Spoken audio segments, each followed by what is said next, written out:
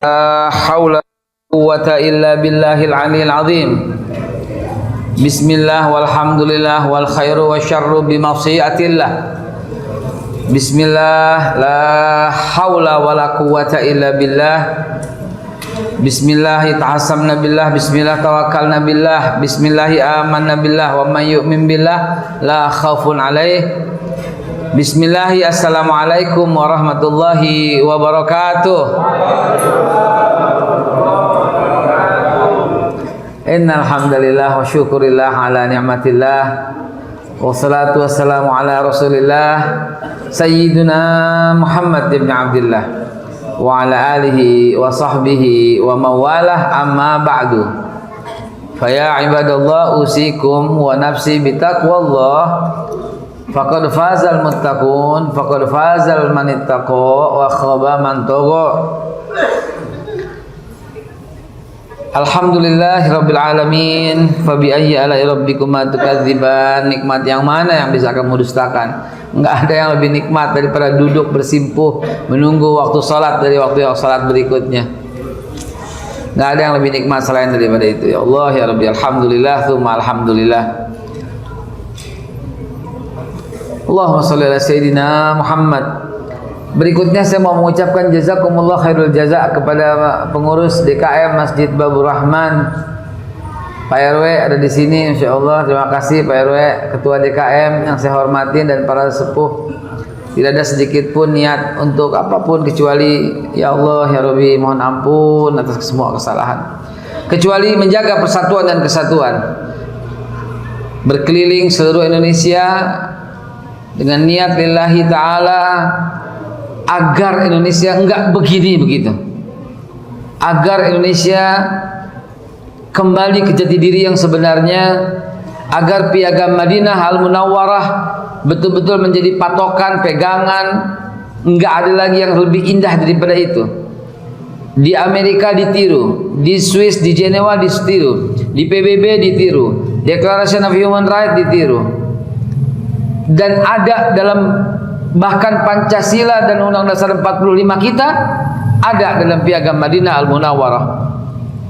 Maka mari kita ajak semuanya ke sana. Niscaya persatuan dan kesatuan baik antar umat beragama, antar suku, kelompok, ras dan golongan, insya Allah ada dalam perjanjian Madinah Al-Munawwarah.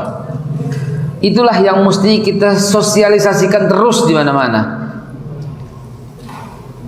Ada 48 pasal dalam Piagam Madinah.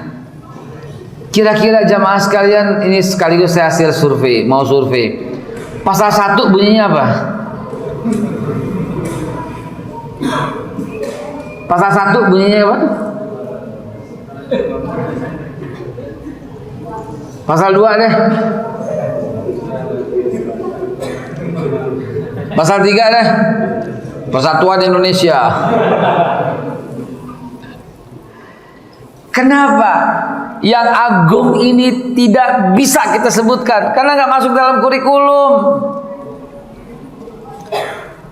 Padahal ya Allah ya Rabbi, pasal 1 Piagam Madinah, semua manusia berkedudukan sama.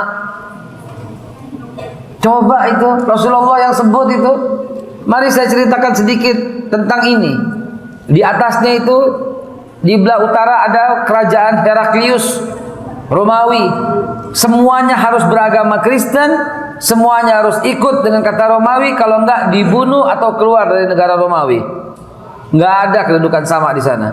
Di Romawi yang boleh menikahi wanita hanyalah keluarga bangsawan. Kalau bukan keluarga bangsawan harus dikebiri, dipotong kemaluannya. Coba bayangkan itu. Di sebelah kanan, di sebelah timur ada kerajaan Persia. Agamanya Majusi. Kalau tidak Majusi, dibunuh atau keluar dari Persia. Coba.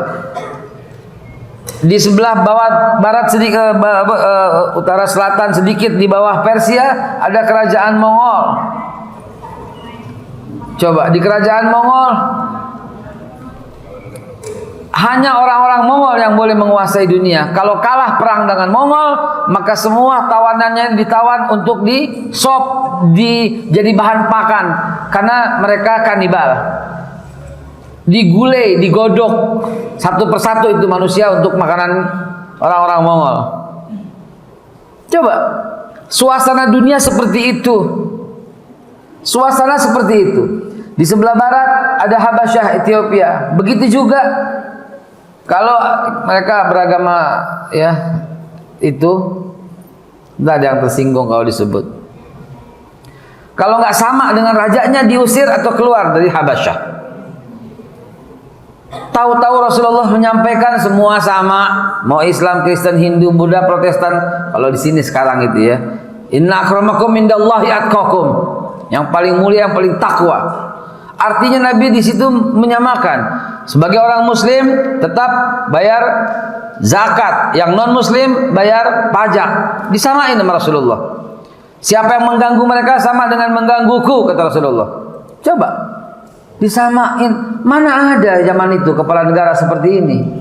Dahsyat Rasulullah sallallahu alaihi wasallam. Pasal 9, apabila negara dalam bahaya, baik orang Islam maupun yang bukan Islam harus bersama-sama melindungi negara Madinah Al-Munawwarah. Ada persatuan dan kesatuan, ada ketahanan negara di sana. Orang-orang yang bukan Islam tidak boleh diganggu. Harus dibiarkan bebas sesuai dengan agamanya masing-masing. Al-An'am 108. Coba kalau ini masuk ke dalam kurikulum, apa jadinya negara mereka semua yang suka mencibir Islam itu? Tapi yang masuk dalam kurikulum perang Badar, perang Uhud, perang Khandaq, perang Hunain, perang Mu'tah. Inilah Nabi Muhammad disiarkan dengan pedang. Kan kurang ajar begini ceritanya Bapak Ibu sekalian. Kurang ajar gitu loh. Menjudutkan Nabi aja. Islam disiarkan dengan pedang. La haula wala quwata illa billah. Mestinya itu bukan perang Badar, penyerangan Badar karena Nabi diserang, betul tidak?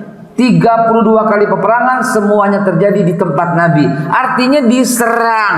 Uhud di mana? Madinah. Badar di mana? Di perjalanan dalam menuju Madinah. Khandaq di mana? Pinggiran kota Madinah. Semua terjadinya di situ. Kecuali Mu'tah satu-satunya.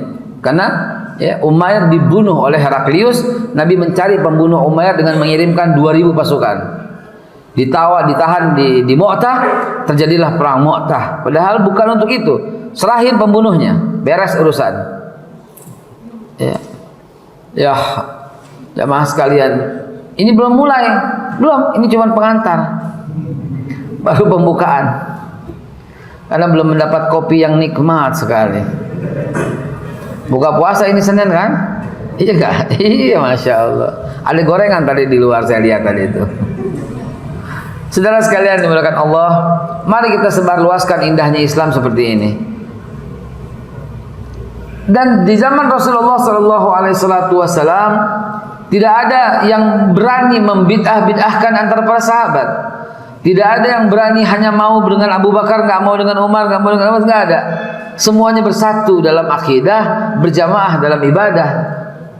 Kayak di sini, pasal pernah lihat di mana gitu ya? Di atas itu ya, di luar ya. Bersatu dalam ibadah, berjamaah dalam ibadah, bersatu dalam akidah, berjamaah dalam ibadah, bertoleransi dalam khilafiyah. Udah, ya? Apa? Bersatu dalam kerjasama. Oh, kerjasama dalam dakwah. Keren. Alhamdulillah hari ini orang mulai terbuka kesadarannya, semua larinya ke sana semua. Kalau zaman dulu nggak ada Pak, beneran serius. Ini yang orang-orang udah tua-tua ngalamin ya. Sekarang perbaikannya masya Allah ya. Dulu kalau masjid, dulu kita bilang ini masjid pemerintah, gitu kan? Begitu ada tarawih 8, masjid pemerintah, gitu kan? Dulu zaman dulu. Sekarang nggak lagi. Sekarang udah berubah semuanya. Yang penting bersatu dalam akidah, beribadah, berjamaah dalam ibadah. Apalagi tadi cakep banget, bertoleransi dalam khilafiyah dan bekerja sama dalam dakwah. Mantap. Saya mau bikin di masjid saya. Hadirin dan dimuliakan Allah Subhanahu wa taala, itulah yang terjadi pada saat ini. Persatuan dan kesatuan miris sekali. Perjanjian Nabi Muhammad SAW ya, yang disebut Piagam Madinah terdiri dari 48 pasal. Pasal apa yang belum tercantum?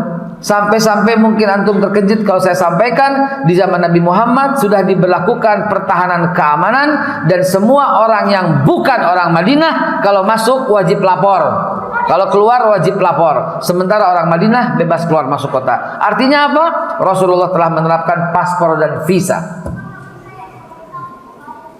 Allahumma sholli ala Sayyidina Muhammad. Bayangkan, pikirkan, ya Allah, Rasulullah luar biasa. Apabila antara orang Islam dan bukan Islam di negara Madinah ada satu kesepakatan ini membawa kebaikan bagi semuanya, maka baik orang Islam maupun bukan Islam harus ikut kesepakatan itu. Ini berlaku sepanjang masa abadi dan tidak boleh ada yang ragukan dan tidak boleh ada yang tidak diikuti, wajib diikuti semua. Dan alhamdulillah negara kita begitu. Bapak, emang pasal-pasal UUD 45 itu apa isinya kalau bukan hadis? Hadis, Pak. Tentang apa coba? Tentang pasal 29, negara menjamin kemerdekaan tiap penduduk. Itu dalam Piagam Madinah. Persatuan Indonesia, pasal 2 sampai dengan pasal 9, Nabi menyatukan semua suku yang ada di kota Madinah. Sayang sekali, para dai sering bercerita Rasulullah menyatukan kaum Ansor dan kaum Muhajirin. Titik. Enggak titik, koma. Begitu juga Rasulullah menyatukan para orang-orang Yahudi. Bani Aus dipersatukan dengan Bani Khazraj. Bani Khazraj dipersatukan dengan Bani Quraidah. Bani Quraidah dipersatukan dengan Bani Aus lagi. Diputar-putar semua bersatu. Jadi Rasulullah bukan cuma menyatukan kaum Ansor dan Muhajirin, Rasulullah menyatukan semua suku, kelompok, ras dan golongan yang ada di kota Madinah Al-Munawwarah. Jadi bapak pemersatu dunia pertama kali di dunia ya Rasulullah. Lihat yang lain, lihat. Romawi begitu, Persia begitu, ya, China begitu, China begitu, Konghucu begitu, semua begitu. Mongol begitu di zamannya, coba lihat. Allahumma sholli ala Sayyidina Muhammad. Dari mulai pasal 1 Rasulullah menyampaikan persatuan, tidak ada yang lebih berhak, kedudukannya lebih tinggi dari hukum, semua mesti disamain. Hukum mesti bisa diakses sama semua orang. Equilibrium before the law itu adalah Rasulullah yang pertama kali terapkan. Seperti saya sampaikan tadi, perjanjian Madinah di copy paste tuh. Ya, sama Declaration of Human Rights PBB. Di copy paste tuh. Sama undang-undang yang ada di Amerika, di copy paste. Sama perjanjian Swiss, Jenewa, di copy paste semua. Bahkan negara kita. Emang bumi, air dan kekayaan alam yang terkandung di dalamnya milik negara dipergunakan sebesar-besarnya untuk kemakmuran rakyat, pasal 33 itu apa? Hadis Rasulullah. Ada 3 kata Nabi yang tidak boleh dikuasai perorangan. Pertama air. Pas ngomong air sampai air. Jazakumullah, terima kasih ya. Air nggak boleh dikuasai perorangan sama Nabi. Dilarang oleh Rasulullah. Jadi apa gitu loh? Ya Rasulullah, ilmunya lautan, nggak ada yang bisa mengumpulkan dari manusia pertama sampai manusia terakhir, dan manusia pertama sampai manusia terakhir. Kita kenal masjid karena Rasulullah, kita kenal kalimat Allahu Akbar karena Rasulullah, kita tahu Al-Quran karena perjuangan Rasulullah, ibu-ibu pakai mukena karena Rasulullah, kita pakai jilbab, kita lu aja kali, lu pakai jilbab karena Rasulullah, kita kenal gamis karena Rasulullah, kita kenal sejadah karena Rasulullah, kita kenal kalimat Subhanallah karena Rasulullah, ada masjid ini karena Rasulullah, kita semua karena Rasulullah, kita kenal Allah karena Rasulullah. Coba Al-Quran sampai ke tangan kita karena Rasulullah, nggak ada lain, nggak ada bukan. Ini nih yang mesti dipahamin menjadi pemersatu. Ente cinta Rasulullah, selesai urusan, kita sama. Ente menghina Rasulullah, berhadapan sama kita. Coba kita pikirin sejenak ya, anak-anakku sekalian, coba pikirin sejenak. Semua nabi dari Nabi Adam sampai Nabi Isa kecuali Rasulullah itu dikumpulkan untuk menolong kita di hari kiamat, bisa nggak? Bisa. Semua malaikat dikumpulkan, dari mulai malaikat Jibril, Mikail, Israfil, Israel, Munkar, Nakir, Rakib, Atid, Ridwan, Malik, dikumpulkan bantuin kita di hari kiamat, bisa nggak? Nggak bisa. Semua ulama, kiai, habib, semua dikumpulkan di hari kiamat, wali semua dikumpulkan bantuin kita, bisa nggak? Hadis sahih riwayat Muslim, Nabi Ibrahim pun tak sanggup membantu umatnya, satu pun nggak bisa. Kata Nabi Ibrahim, nafsi, nafsi, diriku, diriku. Aku nggak bisa memberikan syafaat kepada kalian, karena aku pernah berbohong di dunia.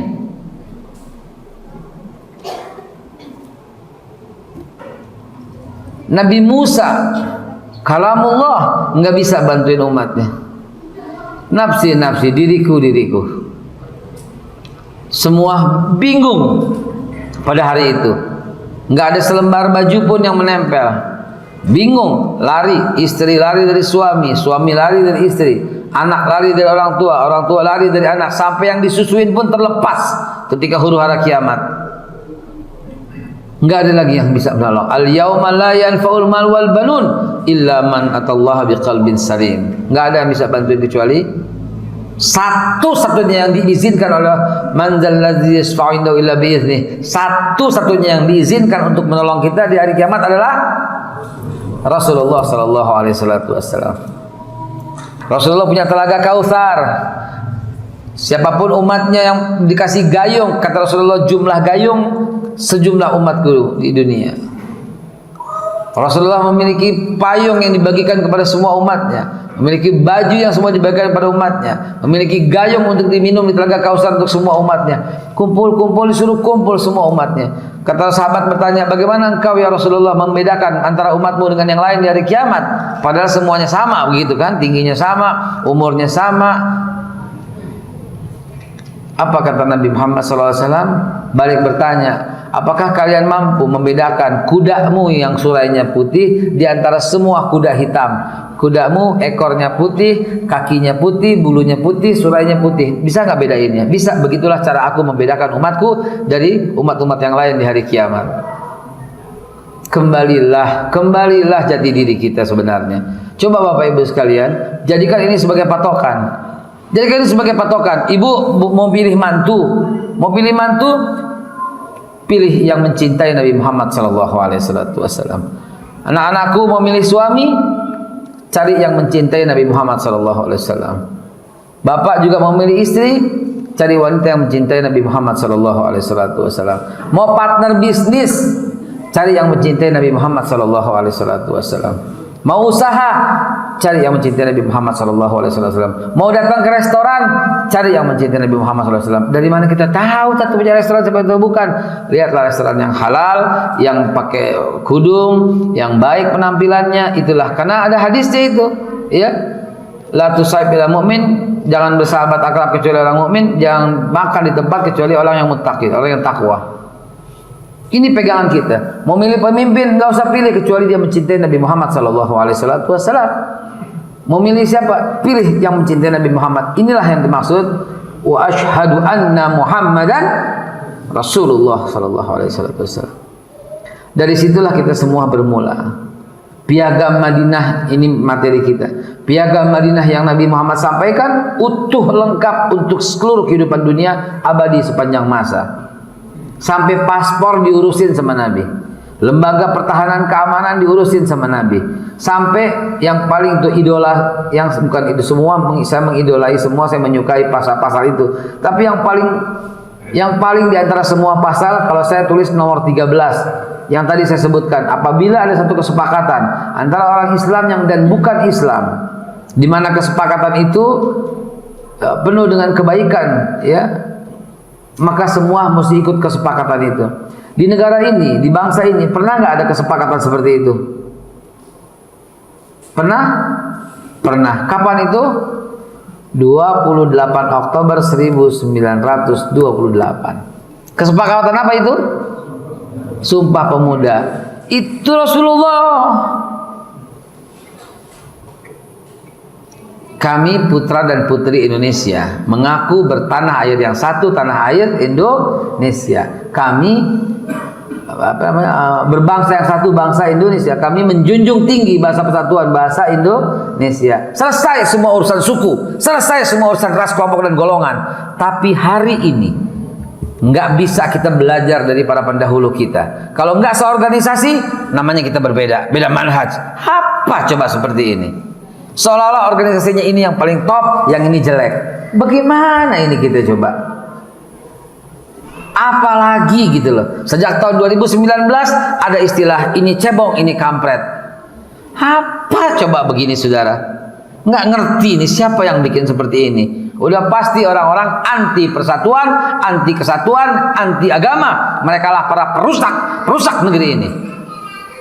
Kelar urusan itu belum beres, lalu dikatain kadrun. Apa coba ini? Apa? Siapa yang melakukan ini semua, saudara? Kurang ajar benar ini. Kurang ajar betul-betul. Merusak persatuan dan kesatuan yang telah dipesankan oleh para pendahulu-pendahulu kita.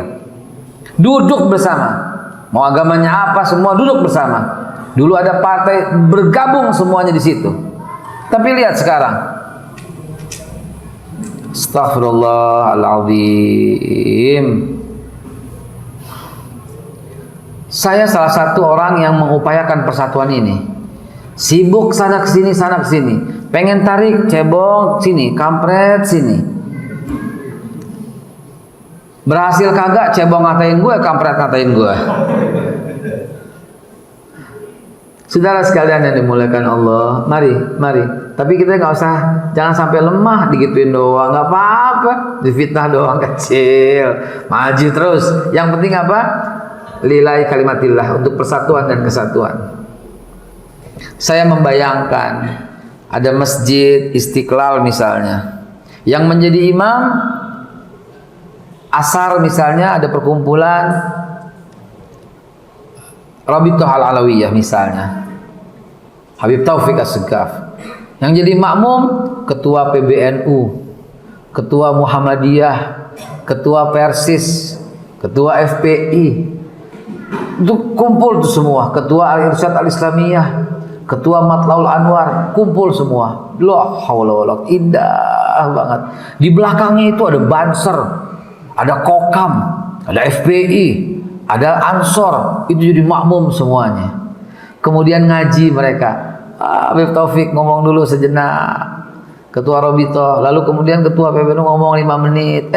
Maghrib gantian imamnya ketua PBNU, mereka makmum lagi, masya Allah. Isya ketua Muhammadiyah Isya, lalu waduh merenung diri dipimpin oleh ketua Al-Irsyad Al-Islamiyah. Lalu tahajud dipimpin Habib Rizik. Luar biasa. Lalu kemudian nangis, kita berdoa pada Allah bersatu. Ini khayalan saya tuh bukan ya? Ini khayalan bukan ya? Ini impian bukan? Mungkin nggak seperti itu? Kalau itu terjadi, apa yang terjadi? Bukan cuma damai, mereka ketakutan karena upaya mereka telah gagal memecah belah umat. Tapi sekarang mereka bersorak-sorai gembira. Siapa mereka? Mau tahu siapa? Saya bilangin. Anda pernah lihat orang Kristen tapi mencela agamanya sendiri? Mencela pendetanya pernah? Nggak bakal. Anda pernah lihat mereka menghormati itu? Anda pernah lihat orang Katolik mencela Bunda Maria? Mencela salib pernah? Mencela gereja pernah? Anda pernah lihat orang-orang Buddha mencela biksunya? Ngata-ngatain candinya, puranya, Hindunya? Orang Hindu pernah lihat ngata-ngatain pendetanya? Yang kita lihat orang Islam ngata-ngatain ulama, ngata-ngatain kiai, jelek-jelekin pesantren. Dan sekarang kita baru terbuka, kalian ini siapa sebenarnya? Buzzer? Siapa kalian sebenarnya? Abaikanlah Bapak Ibu sekalian, abaikanlah. Tetaplah bersatu. Rasulullah SAW yang menetapkan itu semua. Bineka Tunggal Ika itu ucapan Nabi yang diucapkan dari surat Al-Hujurat ayat 11, ayuhan nas Inna khalaqnakum ayat 13. Inna khalaqnakum min dzakari wa unsa wa ja'alnakum syu'uban wa qabailan li ta'arafu. Kata Allah, Allah yang ciptakan. Bersuku-suku, berbangsa-bangsa itu Allah yang ciptakan. Buat apaan? Untuk saling kenal. Maka berbeda organisasi bukan kafir. Berbeda pendapat bukan khianat. Ini loh yang mesti kita sampaikan ke seluruh pelosok dunia. Bersatulah gitu loh. Bersatulah. Semuanya adalah strategi untuk lillahi kalimatillah, untuk meninggikan kalimat-kalimat Allah Subhanahu wa taala. Maka tetaplah kembali ke perjanjian Madinah Al-Munawwarah. Dan itu bertahan terus sampai kemudian Yerusalem didudukin oleh pendeta Sopranius. Lalu kemudian Umar bin Khattab mendatanginya dan membebaskannya dan menuliskan Wa'dul Umariyah, perjanjian Umar bin Khattab di tahun 636. Kalau perjanjian Madinah dibuat 622. Di tahun 636 Umar bin Khattab membuat Wa'dul Umariyah, perjanjian Umar bin Khattab ya. Coba di googling tuh Pak, saya gimana tulis perjanjian Umar Yerusalem, tulis coba, baca yang keras. Karena mau minum. Silakan dibuka coba, baca. Udah ketemu? Ada kuotanya nggak? Silakan.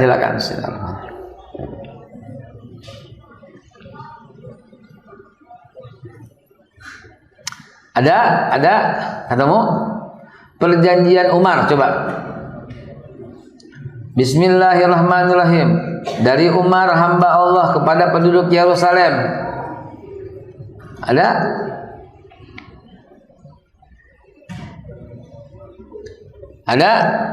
Ada, silakan dibaca. Silakan. Bismillahirrahmanirrahim. Atas nama Tuhan yang Maha Penyayang dan Maha Pengasih, inilah jaminan keselamatan yang diberikan kepada orang-orang Yerusalem oleh seorang hamba Allah, Panglima setia Umar. Dia telah memberi jaminan keselamatan bagi mereka. Kepada penduduk Elia mestinya kalimatnya. Oh, itu.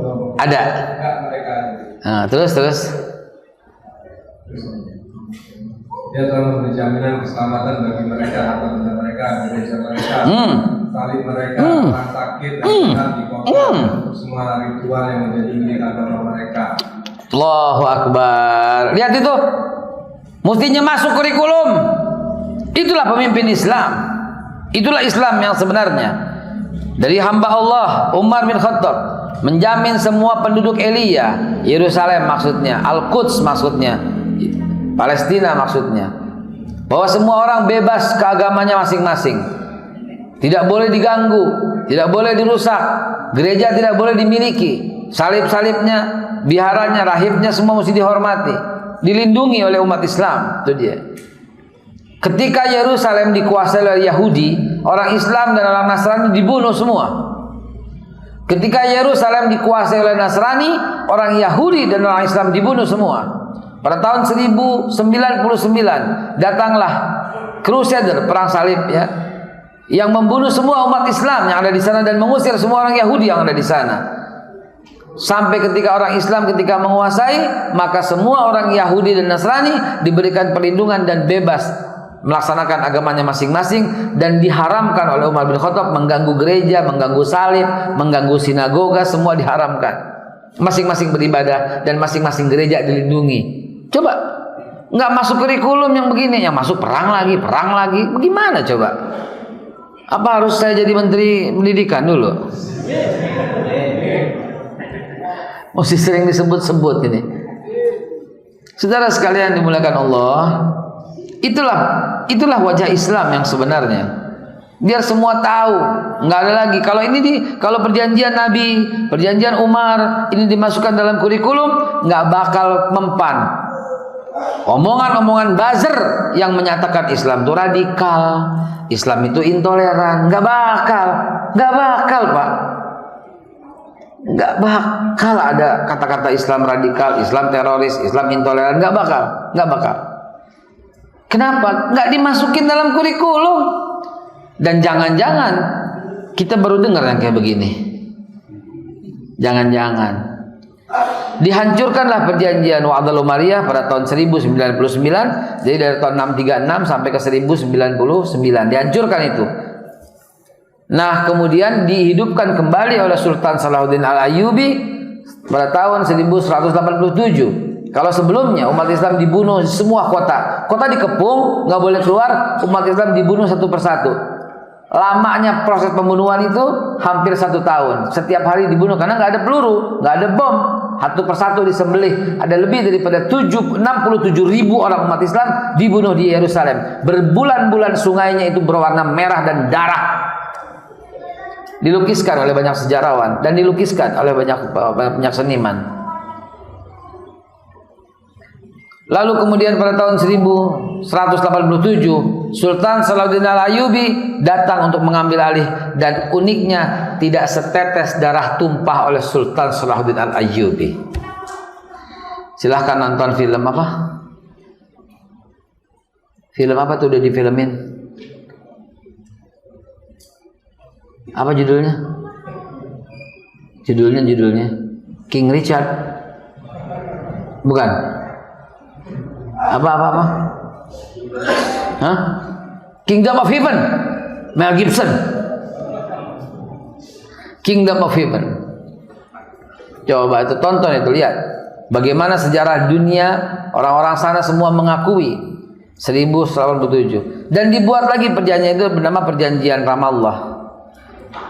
Kalau bapak ibu berangkat ke sana, di depan gereja Holy Sepulchre, di seberangnya ada masjid kecil, Masjid Umar. Itu prasastinya ditulis. Inilah perjanjian Umar bin Khattab ditulis.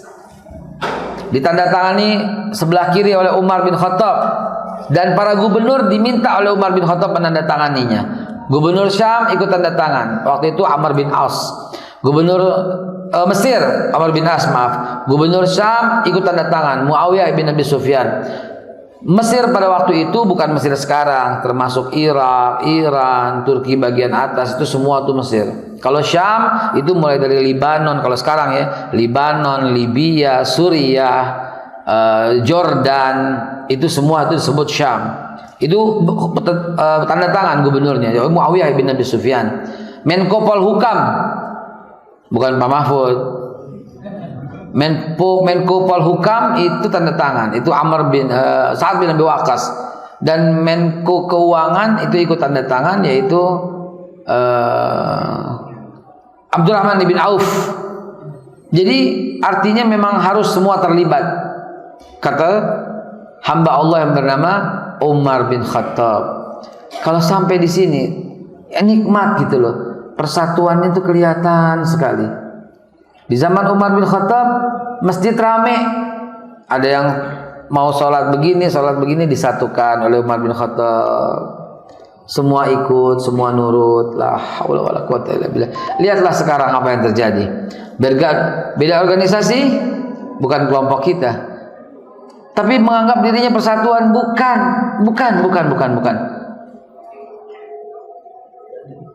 Azan. Bagaimana pengurus masjid? Stop, lanjut, berhenti, azan, makan. Bagaimana imam DKM? Siapa yang berhak? Ketua DKM? Antum. Bagaimana keputusannya? Lanjut dulu, lalu kemudian sampai jam 2.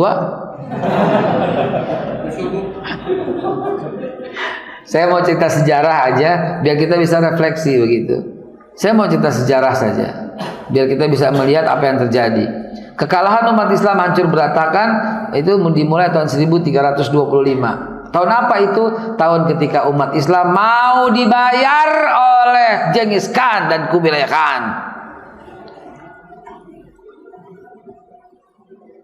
Dikumpulkan ulama-ulama, digaji supaya ikut Kubilai Khan, Genghis Khan, supaya apa? Supaya bersatunya itu di bawah mereka. Lanjut. Azan dulu. Lanjut. Ibu bapak sekalian yang saya hormati, yang saya muliakan, itulah masa yang mesti tidak boleh terjadi lagi. Jadi ketika di Mongol itu nggak ada yang bisa taklukkan Mongol pada zamannya. Bahkan umat Islam hancur berantakan. Mongol membunuh umat Islam dan menghancurkan semua ilmu pengetahuan. Sungai Efrat, Sungai Tigris itu semua tintanya semua airnya berwarna biru dan hitam bercampur dengan tinta dan kerangka manusia. Jadi itu luas panjang sungainya itu hampir 100 meter. Itu isinya tubuh manusia untuk menjadi jembatan ke sana, dan di atasnya dialaskan dengan buku-buku. Kenapa umat Islam bisa hancur berantakan begitu? Karena ulamanya berhasil dibayar oleh Mongol 1325 sampai 1600-an begitu. Kenapa mau dibayar? Karena terpedaya. Supaya apa? Supaya dia masuk ke dalam kelompoknya. Tuh Mongol tuh. Jadi digaji gitu, diterima, gaji diterima. Kan kalau terima duit kan orang udah kagak enak, bener gak sih? Ya, udah terima duit nggak enak, nggak bisa ngapa-ngapain, udah terima duit. Itulah Mongol. Kalau Mongol zaman sekarang apa? Hah? Nah itulah kurang lebih. Dari zaman leluhurnya kayak begitu ya bang. Dari zaman leluhurnya kayak begitu. Kasih duit semuanya. Ulamanya itu digaji semuanya. Sehingga nggak bisa berbuat apa-apa. Dan kemudian akhirnya apaan? Diadu. Nggak apa-apa kok, baik kok, adil kok, makmur kok. Bilang gitu alasannya. Bukan soal adil, bukan soal makmur, bukan. Memang nggak boleh mimpin. Begitu aja dalam Islam. Islam melarang pak, karena nggak mencintai Rasulullah. Itu aja masalahnya, bukan membangun. Kalau soal membangun, Fir'aun membangun Mesir, bikin piramida. Kalau soal membangun, Namrud membangun Babilonia dengan bangunan yang luar biasa. Kalau soal membangun, raja-raja dahulu juga membangun, tapi mereka nggak hormat dengan para nabinya, maka dibinasakan begitu. Jadi jamaah sekalian dimuliakan Allah, dengan memahami sejarah seperti ayat yang saya bawakan tadi, maka lengkaplah semua kehidupan. Jangan cuma Quran, hadis selesai. Ada tarikh di situ. Ada asbabun nuzul di situ. Ada asbabul wurud di situ. Lengkapi semuanya. Lengkapi dan utuhkan semuanya, sehingga kita bisa mengatakan, oh iya, tahun demi tahun kita pelajarin Syiah. Mulai muncul kapan? Kenapa dia muncul? Kan jelas semuanya ada munculnya. 861 setelah wafatnya Imam Hussein. Waktu Imam Hussein wafat itu belum ada Syiah. Syiah munculnya belakangan. Ya, setelah peristiwa Karbala baru ada. Ya la haula wala quwata. Muncul agamanya, muncul pahamnya sih sudah ada. Muncul nama agamanya. Begitu juga yang lain, semua ada kemunculannya. Semua ada kemunculannya. Munculnya agama Nasrani tahun 325 di Konstantinopel dengan rajanya Konstantinus. Munculnya Yahudi sudah ada tahun 930, 930 BC. Semua ada munculnya. Kalau kita memahami sejarah, oh begitu. Ahmadiyah ada munculnya 1897 muncul Ahmadiyah di Inggris. Ya, Islam yang lagi ngetop tuh kemarin yang diucapkan selamat sama Menteri Agama, Bahai, Islam Bahai, Bahaullah 1903 di Haifa, Yafa, dekat Tel Aviv, Israel pusatnya. Jadi kalau kita memahami sejarah, oh semua ada buktinya, semua ada kemunculannya. Bahkan aliran-aliran tertentu yang saat ini menjadi tren. Kenapa? Nggak satu manhaj, beda sama kita, bercerai laki bini. Coba bayangin. Ini ada dan terjadi. Salah satu murid kami saat saya mengajar di Sunter, di sebuah perusahaan otomotif lah begitu. Datang seorang laki ikut pengajian bawa koper. Saya tanya, kenapa pengajianku Bapak bawa koper? Saya habis diusir sama istri saya. Kenapa? Istri saya ketahuan saya ikut tahlilan di tetangga. Serius Pak. Pak duduk sebentar Pak, kenapa? Istri saya tuh beragamanya ketat Ustadz. Saya nggak boleh ini, nggak boleh maulid, nggak boleh ini. Saya bilang iya aja. tetangga juga ada yang meninggal Ustaz. Saya nggak enak, saya datang ikut tahlilan, ketahuan dari dia, dikunciin pintu, kebetulan rumahnya rumah istrinya, dikunciin pintu, diusir, saya diceraiin, bayangin coba. Enak banget ini orang beragama, nggak satu manhaj sama kami, bercerai. Apa coba begini? Dengan busana seperti seolah-olah muslimah yang taat, tapi kurang ajar kepada suaminya, diceraikan gara-gara ikut tahlilan. Apa-apaan begini saudara? Sejak kapan ini terjadi? Mudah-mudahan di Bandung nggak ada ya? Ada nggak di Bandung? Hah? Ada? Ada. Allahu Akbar, walillahilham. Jamaah sekalian, maka dalam pesan persatuan dan kesatuan ini, kembalilah kepada jati diri yang sebenarnya. Coba lihatlah para sahabat Nabi, mereka bersatu sehingga kuatnya itu luar biasa. Bilal habis sholat, habis wudhu dia sholat 2 rakaat, nggak ada yang berani ngata-ngatain Bilal. Betul? Rasulullah ada di tengah-tengah mereka. Rasulullah menyampaikan, jadikanlah witir sebagai penutup sholatmu. Abu Bakar Siddiq habis sholat isya, sholat ba'diyah, sholat witir, kan penutup. Umar bin Khattab habis sholat isya, sholat ba'diyah, pulang. Entar habis tahajud baru witir. Abu Bakar Siddiq mengulang tahajudnya, mengulang witirnya. Yang betul siapa di antara mereka berdua? Hah? Yang betul yang mana? Ya jelas dua-duanya. Yang nggak betul udah nggak witir, ngomongnya paling banyak. Seperti pada waktu Covid kemarin, renggangin sholat gitu kan, jarangkan, jaga jarak, masjid ditungguin. Masjid kami juga begitu di Baitul Salam, ditungguin, dan yang paling repot yang nggak pernah ke masjid. Lu nggak pernah ke masjid aja repot, bilang gitu. Mau ngapain ini orang? Nggak pernah ke masjid tapi repot, ngatur jarak, ngatur ini. Lalu nggak pernah ketahuan ke masjid. La haula wala quwata illa billah. Nah kayak begini nih, ya Allah ya Rabbi. Mudah-mudahan Allah satukan kita semua dalam Islam, dalam iman, satukan dalam akidah Ahlus Sunnah wal Jamaah, satukan dalam manhaj kita semua. Amin ya Allah ya Rabbal alamin. Hadirin, kalau ada yang mau ditanyakan kita tanya jawab. Saya pengen persatuan dan pengen lagi lebih lama. Ini masjid kok enak banget ya. Yang jaraknya dekat nih, cuma 3 sof, 4 sof ini. 6 sof aja.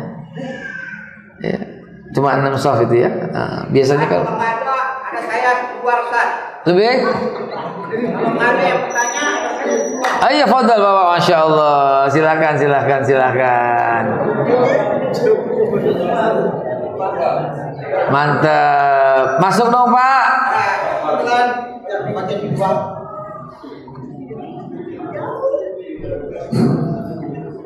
Assalamualaikum warahmatullahi wabarakatuh. Waalaikumsalam warahmatullahi wabarakatuh. Perkenalkan kepada Ustaz, nama saya Dr. Andes Haji Sofris, mantan guru SMA di Jakarta, guru matematika di Jakarta. Sekarang akan mulai tinggal di sini. Jakartanya mana Pak dulu? Ya, Jakartanya di mana dulu? Jakarta. Tebet. Ya. SMA berapa? Ya, SMA berapa? SMA YMIK DPK dari PDKI. Oh iya, Tebet Barat. Ya, Manggarai. Dia dekat Manggarai. Tongtek. Setelah mendengar ceramah Ustaz, Iya, Pak. sangat berapi-api. Kita sebagai orang Islam merasa bangga masih ada ulama yang bersemangat seperti Ustaz ini. Allahu Akbar. Tapi kita orang Islam di Indonesia ini banyak. Iya Pak. Ustaz tidak masuk di dalam pemerintahan. Kenapa? Karena kalah berpolitik. Oleh sebab itu, menghadapi tahun 2024 besok ini, saya sarankan supaya kita orang Islam ikut berpolitik. Masuk. Jangan satu Ustaz kalah dengan hanya persoalan ini saja, tapi tampil ke depan. Insya Allah siap. Itu saja yang saya sampaikan. Nah. Masya Allah, luar biasa. Saya pengen Pak tampil tampil berpolitik gitu ya, pengen masuk. Makanya saya bilang, Pak, Menteri Pendidikan 2024 saya, Ustadz. Pak Dr. Andes Haji Sapris, Menteri Pendidikannya saya tahun 2024 ya. Setuju? Amin, terima kasih. Terima kasih. Masya Allah, terima kasih. Terima kasih, Pak. Dan ini, Pak, saya suarakan kepada semua teman-teman. Ayo masuk ke partai, masuk ke partai, masuk ke partai. Masuk semua ke partai ya. Insya Allah. Saya pengen jadi ketua partai langsung, Pak, ketua umum partai. Pak, Siap. ada lagi yang kurang. Ya, kita ya sudah sering baca atau dengar di YouTube ya masalah ya orang-orang kita Islam, terutama kita ya adik kita sekarang ini nggak begitu tahu banyak bagaimana perkembangan beliau, karena di YouTube itu kita baca Ustaz Haikal ini sering kali dekat dengan beliau. Bagaimana perkembangan beliau sekarang ini? Silakan. Wassalamualaikum warahmatullahi wabarakatuh. Beliau sehat walafiat. Beliau lagi baru saja bebas bersyarat. Tidak boleh tampil, tidak boleh bicara. Jadi pemerintah mengekangnya dengan demikian. Kita udah sering protes ya. Beliau bukan ketua partai, beliau nggak pernah korupsi, beliau bukan gembong narkoba, beliau bukan pencuri, beliau bukan apapun. Tapi kok sampai digituin gitu loh. Cuman karena beliau berkata di depan wartawan ditanya apakah sakit, beliau berkata sehat. Bohong, hukum 4 tahun. Apa-apaan begitu? Kan kesalahannya cuma itu, gak ada kesalahan yang lain. Dicari-cari karena memang kagak ada kesalahannya. Tapi lihat pemerintah kayak begitu, menganggapnya musuh. Coba apa? Karena beliau apa? Ditengarai, dibubarkan karena waktu itu pro ISIS. Kagak. Beliau mengatakan haram loh, Pak, ikut masuk ISIS loh, Pak. Kenapa? Karena ISIS itu memang bukan Islam loh, Pak. ISIS itu pembunuh, Pak. Dan ternyata sekarang ketahuan kan siapa yang membunuh? Udah ngebunuh, ngefitnah lagi siapa? Yang lagi rame itu lah. Makar. Wa makaru makarullah wallahu khairul makirin. Lihatlah, ini episode belum berakhir, Pak. Belum berakhir, masih ada episode berikutnya. Cuman Bapak jangan mancing-mancing saya deh, Pak. Silakan ya, kita doakan, bacakan suratul Fatihah, doakan biar keselamatan, doakan ya, karena cara memperbaiki bangsa itu perbaiki sholat dan zakat.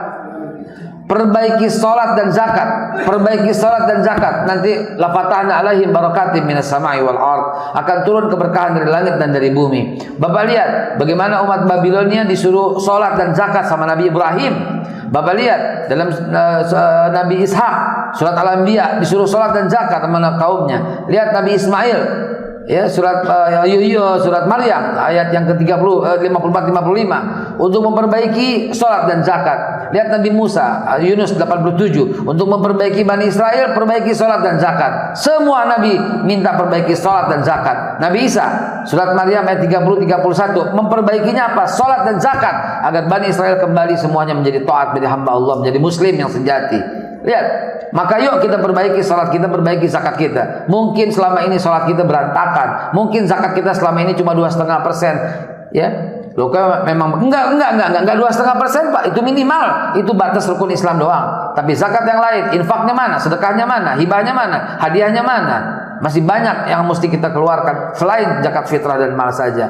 Perbaiki salat, perbaiki zakat, maka Allah curahkan keberkahan dari langit dan dari bumi. Ibn Abbas mentafsirkan ayat tentang azab atas, bawah dan tengah. Ini yang tafsirkan Ibn Abbas. Abdullah bin Abbas bin Abdul Muttalib. Azab dari atas bukan lagi di akhir zaman, kata Ibn Abbas nih, Pak, ya. Azab di akhir zaman dari atas bukan langit runtuh, bukan, kata Ibn Abbas, azab dari atas terangkatnya pemimpin yang zalim dan dari tangannya menindas kalian. Itu kata Ibn Abbas radhiyallahu anhu. Itulah azab akhir zaman. Apa sekarang udah atau belum? Wallahu alam bisawab. Anda yang merasakan. Fadhol, silakan lagi. Silakan. Si YouTube kemarin kita melihat ini mungkin kita perlu sedikit klarifikasi dari publik ya.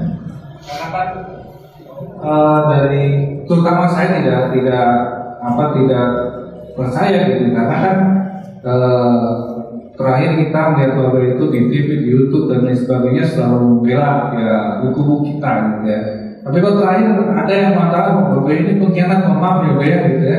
Nah mungkin bisa klarifikasi gitu. Kurang jauh mainnya. Klarifikasinya kurang jauh mainnya. Kan barusan saya sampaikan. Ya, saya datengin semua tokoh-tokoh tujuannya untuk janganlah. Pak, Piagam Madinah itu diterima oleh semua orang. Saya cetak berpuluh-puluh, saya bagikan tuh kepada para tokoh, para bazar saya bagikan juga. Nih Islam, kembali ke sini. Nih Islam, kembali ke sini. Misi saya Piagam Madinah masuk dalam kurikulum. Itu makanya saya melobi semua orang. Kurikulum itu mesti masuk Piagam Madinah. Piagam Madinah nggak ada yang tolak. Islam, Kristen, Hindu, Buddha, Protestan, Konghucu, ateis, komunis, semua ikut perjanjian Madinah. Karena poin-poinnya itu indahnya luar biasa. Saya kasih Pak Mahfud geleng-geleng luar biasa ini. Saya kasih Pak Kapolres itu semua saya kasih luar biasa ini. Saya tembusin kepada Presiden. Saya tulis surat kepada Presiden Jokowi Pak.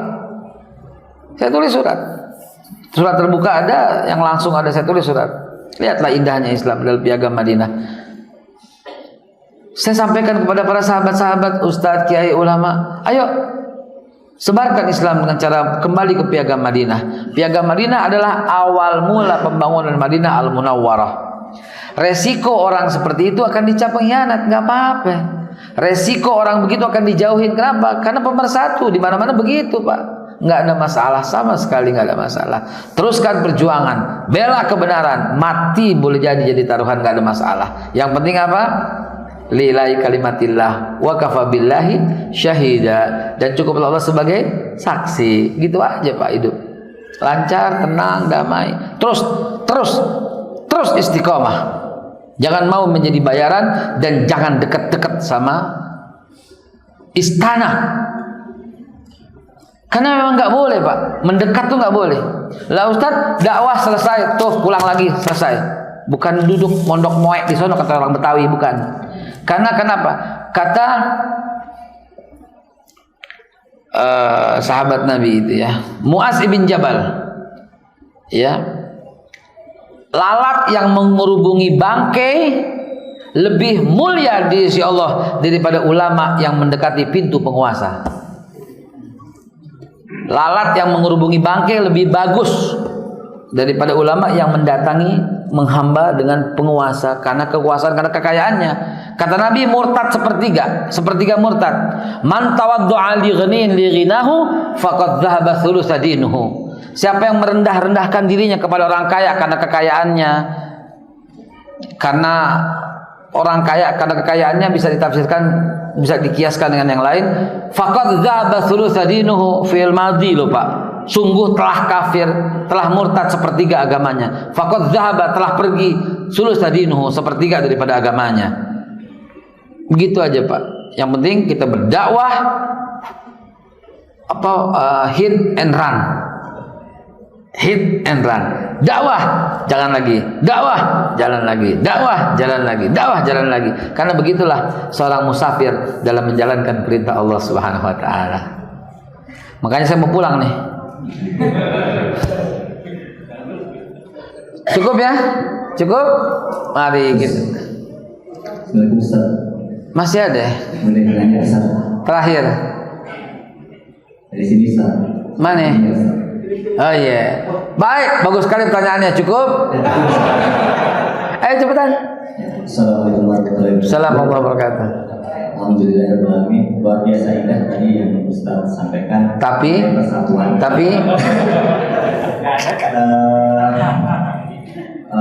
saya pernah dengar hadis gitu Ustaz ya, ketika membaca buku tentang Khalifah Ali bin Abi Thalib. Saya nggak hafal hadis teksnya secara penuh, tapi kira-kira artinya ketika sudah masuk zaman fitnah, jadi orang, kalau nggak salah, orang berlari lebih baik daripada orang berjalan baik daripada orang berlari, terus orang duduk lebih baik daripada orang berdiri, dan seterusnya gitu ya. Artinya lebih baik berdiam diri. Pertanyaannya adalah, karena tadi anjuran persatuan, bagaimana menyikapi hadis itu? Terus Bukan hadis, apa ya? ucapan Ali bin Abi Thalib. Oh, Ali bin Abi Thalib ya. Ali bin Abi Thalib.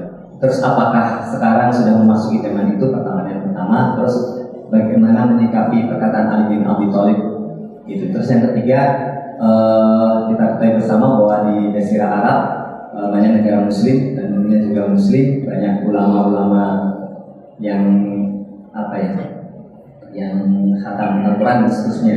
Tapi di Jazirah Arab pun untuk menyatukan pun susah. Iya. Dan sampai sekarang pun masih ada peperangan. Nah. Agar di Indonesia tidak terjadi hal yang sama. Iya. Kira-kira bagaimana kiatnya? Baik. Saya nangkap, Pak. Apa agar di Indonesia nggak terjadi hal yang sama? Barusan dari awal saya bilang kembalilah ke Piagam Madinah. Disitulah awal mula segala-galanya. Menyikapi yang pertama tadi, betul apa yang Sayyidina Ali sampaikan. Bahkan kata Sayyidina Ali, jangan nih untuk klarifikasi Bapak, ya klarifikasi. Saya bilang apa? Saya bilang begini, jangan pernah ceritakan siapa dirimu, yang membencimu nggak bakal percaya, dan yang mencintaimu tidak butuh itu. Itu Sayyidina Ali yang bicara. Jangan pernah jelaskan, Ustaz klarifikasi, ogah. Kenapa? Jangan pernah ceritakan tentang dirimu, karena yang membencimu nggak bakal percaya, dan yang mencintaimu nggak membutuhkan itu. Di zaman Sultan Murad, terakhir sambil beres-beres, di zaman Sultan Murad, ini kejadian nyata nih. Di zaman Sultan Murad terjadi seorang jatuh di depan Sultan Murad, keselokan kalau kita bilang, baru saja keluar dari tempat pelacuran, dan di tangannya minum minuman keras.